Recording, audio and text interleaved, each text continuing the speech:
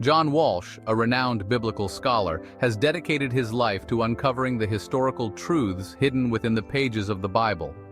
His journey is one of relentless pursuit, driven by a deep-seated passion for understanding the past and its impact on our present. His latest project, a meticulously researched map of Jesus' final days in Jerusalem, stands as a testament to his passion and expertise. This map is not just a collection of geographical data, it is a labor of love, a culmination of years of study and dedication. Combining meticulous analysis of biblical scripture with the latest archaeological findings, Walsh has created a captivating visual guide that allows us to trace Jesus' steps through those fateful days.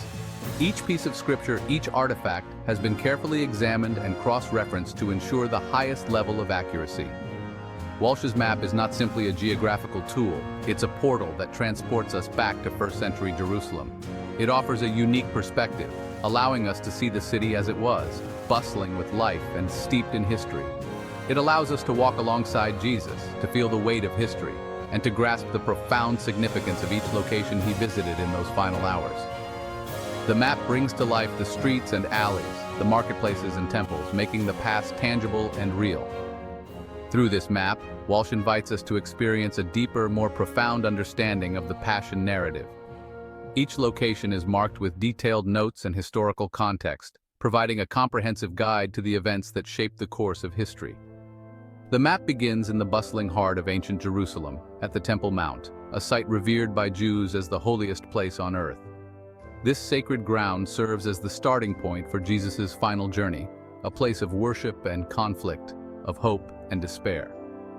From there, it traces Jesus' movements through the city's labyrinthine streets and alleyways, each stop marked by events of immense theological and historical significance.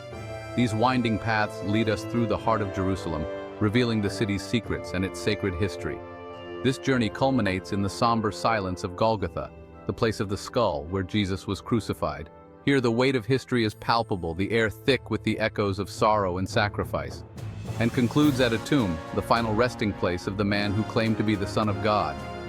This tomb, a symbol of both death and resurrection, marks the end of Jesus' earthly journey and the beginning of a new chapter in human history. Through Walsh's map, we are given the opportunity to walk this path, to see through the eyes of history, and to gain a deeper understanding of the events that have shaped our world. Our journey commences at the Temple Mount, a site of profound historical and spiritual significance. This sacred ground was the epicenter of Jewish religious and cultural life in the first century, a place where the past and the divine intersected. The sprawling complex, dominated by the magnificent Second Temple, was a place of pilgrimage, sacrifice, and fervent prayer. Pilgrims from all over the ancient world would journey here, their hearts filled with devotion and their minds focused on the divine. It was here that Jesus, a devout Jew, would have come to worship and to connect with his faith. The Temple Mount was not just a physical location, but a spiritual haven where the divine presence was felt deeply. The Gospels describe Jesus' outrage at the sight of money changers and merchants operating within the temple courts. These activities, though common, were seen by Jesus as a corruption of the sacred space. He saw their presence as a desecration of this holy space, a violation of its sanctity. The temple, meant to be a house of prayer, had been turned into a marketplace, a den of thieves. His actions, overturning tables and driving out the merchants, were a powerful indictment of the hypocrisy he perceived within the religious establishment of his day. This act was not just a moment of anger, but a profound statement against the commercialization of faith. This dramatic confrontation cemented Jesus' status as a controversial figure, a radical rabbi unafraid to challenge the status quo. His bold actions resonated with many, but also alienated those in power. Jesus continued to teach in public spaces, drawing crowds who were captivated by his words and his vision of a more just and compassionate society. His teachings were a beacon of hope for the oppressed and a challenge to the powerful.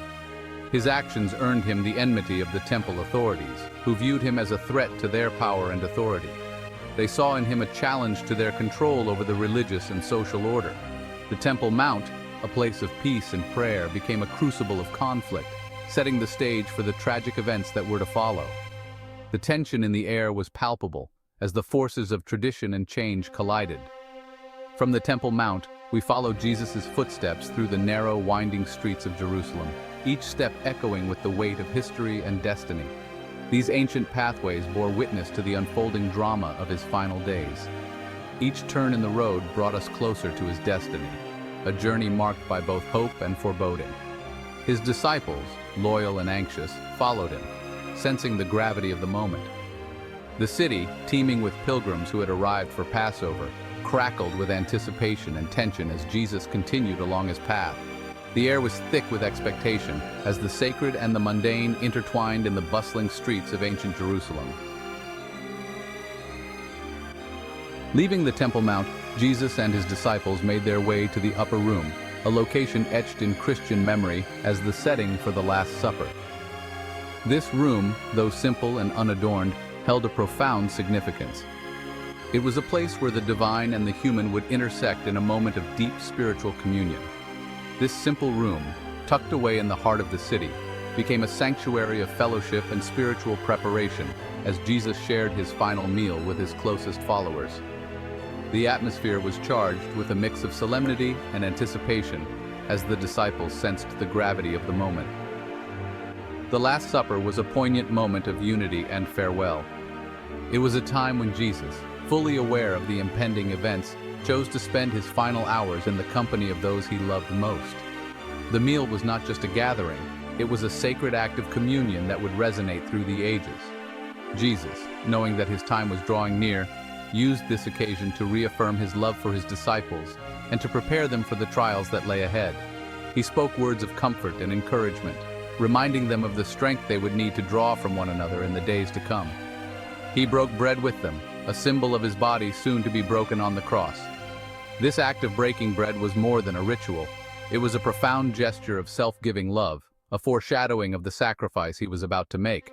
And shared wine, representing his blood, soon to be shed for the sins of humanity. The wine, rich and red, symbolized the new covenant between God and humankind, a covenant sealed with his own blood. It was within the confines of the upper room that Jesus instituted the Eucharist, a sacred ritual that would forever bind his followers together in remembrance of his sacrifice. This act of instituting the Eucharist was a gift to his disciples, a way for them to remain connected to him and to each other, even after his physical presence was gone. The Eucharist, with its simple elements of bread and wine, became a profound mystery of faith. It was a ritual that transcended time and space, allowing believers to partake in the divine life of Christ. The bread and wine, transformed into symbols of his body and blood, became tangible expressions of his enduring presence in their lives. Each time they gathered to break bread and share the cup, they would remember his sacrifice and feel his presence among them. The upper room stands as a testament to the power of fellowship and the importance of sharing meals in the presence of loved ones. It reminds us that in the breaking of bread and the sharing of wine, we find not only nourishment for our bodies, but also for our souls. It was here that Jesus demonstrated the depth of his love, the significance of his sacrifice, and the enduring strength of the bond he shared with his disciples.